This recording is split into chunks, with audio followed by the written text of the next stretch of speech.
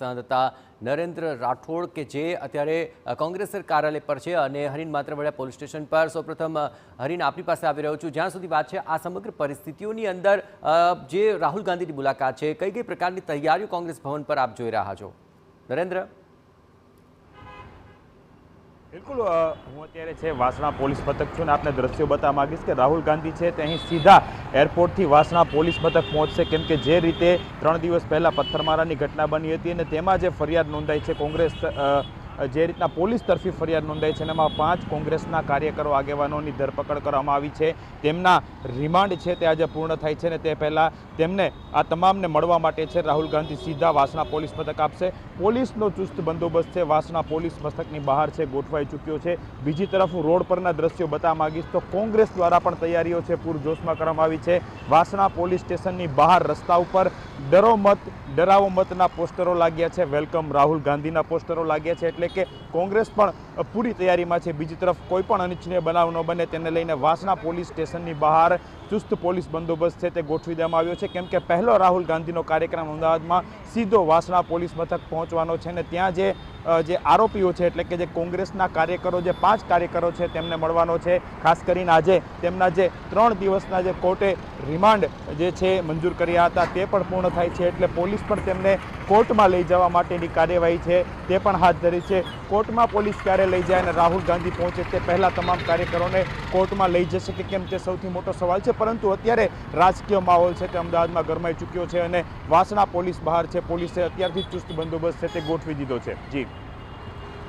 નરેન્દ્ર આપની પાસે આવી રહ્યો છું। જ્યાં કોંગ્રેસ કાર્યાલયની જો વાત કરું કઈ પ્રકારે રાહુલ ગાંધીનું સ્વાગત થશે, ક્યાં સુધીમાં રાહુલ ગાંધી કોંગ્રેસ કાર્યાલય પર પહોંચી જશે નરેન્દ્ર?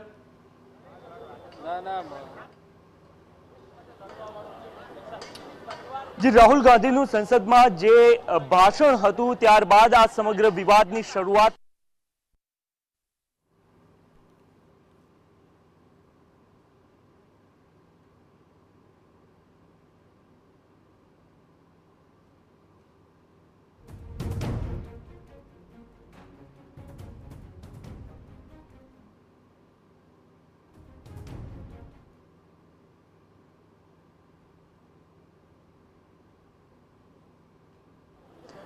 ઓકે તો જે સમગ્ર ઘટના બની હતી ત્યારબાદ આજે રાહુલ ગાંધી અહીંયા પહોંચી રહ્યા છે અને તેઓ વારંવાર કહી રહ્યા છે કે ડરો નહીં અને ડરાવો પણ નહીં, અને આ જ બાબતને લઈને કારણ કે જે પ્રકારની કામગીરી પોલીસ દ્વારા કરવામાં આવી હતી ત્યારબાદ એ બાબત ખૂબ જરૂરી હતી કે કોંગ્રેસના જે કાર્યકર્તાઓ છે એમના જુસ્સામાં વધારો થાય અથવા તો એમનું જે નેતૃત્વ છે એ કાર્યકર્તાઓની સાથે ઊભું છે આ પોલિટિકલ લડતમાં, અને એ જ બાબતનો એક સંદેશ આપવા માટે આજે રાહુલ ગાંધી અહીંયા પહોંચી રહ્યા છે। કોંગ્રેસ પ્રદેશ કાર્યાલય બહારના આ દ્રશ્યો આપ જોઈ રહ્યા છો કે કેવી રીતના કાર્યકર્તાઓનો જમાવડો જોવા મળી રહ્યો છે। બપોરે 1 કલાકે રાહુલ ગાંધી સીધા વાસણા પોલીસ સ્ટેશન પહોંચશે અને ત્યારબાદ અહીંયા લગભગ 1:30 થી 2 વાગ્યાની વચમાં પ્રદેશ કાર્યાલય પર પહોંચશે, અહીંયા કાર્યકર્તાઓને મળશે। ત્યારબાદ જે છેલ્લા 1 વર્ષ દરમિયાન રાજ્યમાં જે બેદરકારીના કારણે ઘટનાઓ બની છે અને સામૂહિક મૃત્યુના બનાવો બન્યા છે એ તમામ વિક્ટિમ પરિવારોને પણ રાહુલ ગાંધી મળવાના છે, એટલે કે એક રીતના લીડર તરીકે તેઓ કોંગ્રેસના કાર્યકર્તાઓ સાથે ઊભા રહેલા જોવા મળશે। આ સિવાય એક જનનાયક તરીકે સામાન્ય પ્રજા કે જેમને છેલ્લા કેટલાક સમયગાળામાં સમસ્યાઓનો સામનો કરવો પડ્યો છે એમના જનનાયક તરીકે ઊભા રહેલા પણ રાહુલ ગાંધી જોવા મળવાના છે। સેવાદળના અધ્યક્ષ લાલજીભાઈ દેસાઈ આપણી સાથે છે, એમની સાથે વાતચીત કરીએ। લાલજીભાઈ, કેટલો મહત્વનો પ્રવાસ, કારણ કે કાર્યકર્તાઓમાં જુસ્સો બની રહેવો ખૂબ જરૂરી છે। તમે એક તરફી કામગીરીના આક્ષેપો જરૂર કર્યા છે પરંતુ સાથે જ મોરલ બૂસ્ટઅપ પણ એટલું જ જરૂરી છે કાર્યકર્તાઓને। બિલકુલ, પણ મને જે છે ને મારા કાર્યકર્તાઓ માટે ને ગુજરાતના કોંગ્રેસના એ જાંબાજ સિપાહીઓ એ બબ્બર શેર જેને રાહુલજી કહે છે, મને એટલા માટે બહુ જ આમ ગર્વ છે કારણ કે 32 વર્ષથી શાસન નથી તોય કોંગ્રેસનો કાર્યકર્તા એ સંઘીઓના દંડા અને એમના પથરા ઝીલવા માટે છાતી આમ રાખીને ઊભો રહે છે। અમારા કોંગ્રેસના કાર્યકર્તાઓ છે એ જીત હાર કોઈ માયને, આઝાદીના જંગમાં 62 વગર સત્તાએ 62 વર્ષ લડ્યા હતા, અત્યારે પણ લડી રહ્યા છે કોંગ્રેસના કાર્યકર્તાઓ અદ્ભુત તાકાત સાથે। એટલે રાહુલજી આજે પીઠ થાબડવા વાહો થાબડવા આવે છે કે શાબાશ મારા બબ્બર શેર, તમે સંઘી ગુંડાગીર્દીની માનસિકતાની સાથે તમે લોકો અહીંયા લડી રહ્યા છો, તમારા ખૂન પરસેવાની જે છે એ તમે મહેનતથી કરી રહ્યા છો એ અહીંયા આવે છે। સાથે સાથે અમારા પીડિતો કોંગ્રેસના કાર્યકર્તાઓ જે અત્યારે લોકઅપમાં જાણે પાકા કામના કેદી, જાણે કોઈને મર્ડર કરીને જેલમાં ગયેલા હોય એવો એની સાથે જે વ્યવહાર થાય છે એને મળવા જવાનું, અને સાથે સાથે જ્યાંથી નરેન્દ્રભાઈ દેશની અંદર વડાપ્રધાન બનતા પહેલા ધારાસભ્ય બન્યા હતા, એ ધારાસભ્ય જ્યાંથી પહેલી વખત બન્યા હતા એ રાજકોટ,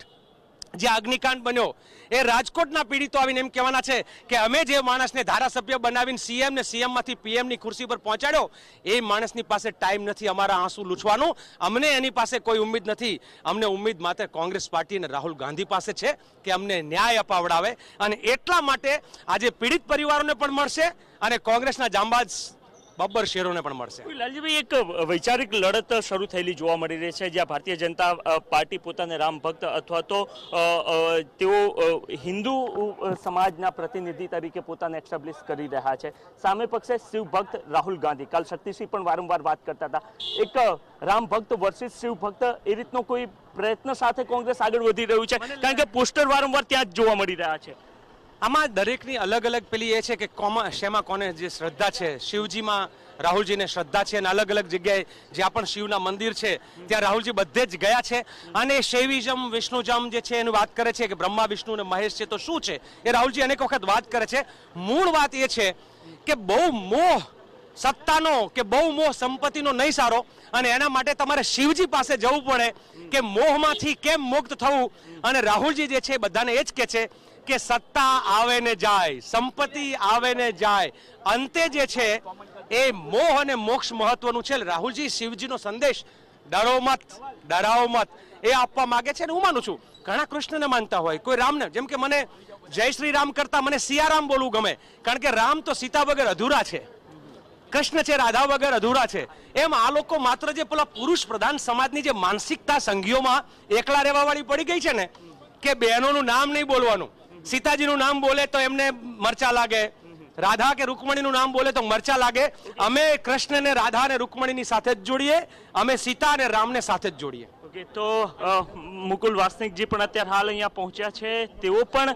અહીંયા આવી ચૂક્યા છે, એમની સાથે પણ વાતચીત કરીશું કે તેઓ શું કંઈ કહી રહ્યા છે. સૌથી મહત્વની વાત એ છે કે રાહુલ ગાંધી થોડી જ વારમાં ગુજરાત આવી રહ્યા છે. મુકુલ વાસનિક ગઈકાલે પહોંચ્યા હતા, ત્યાં પણ એમને વાતચીત કરી હતી. મુકુલજી, આજે રાહુલ ગાંધી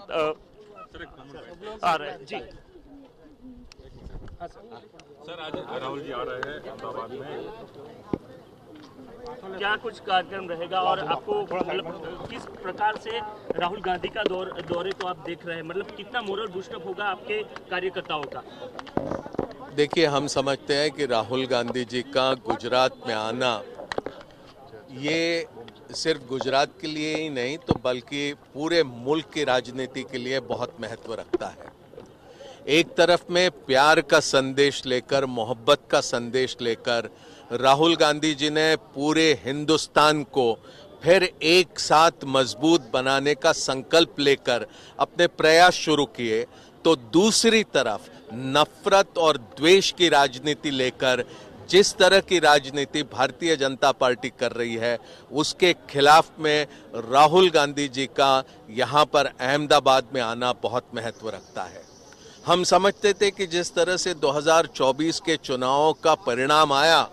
उसके बाद ये नफरत की राजनीति में कहीं पर कुछ तो फिर दोबारा सोचकर यहाँ भारतीय जनता पार्टी आने वाले दिनों में काम करेगी, लेकिन ऐसा नहीं हो रहा.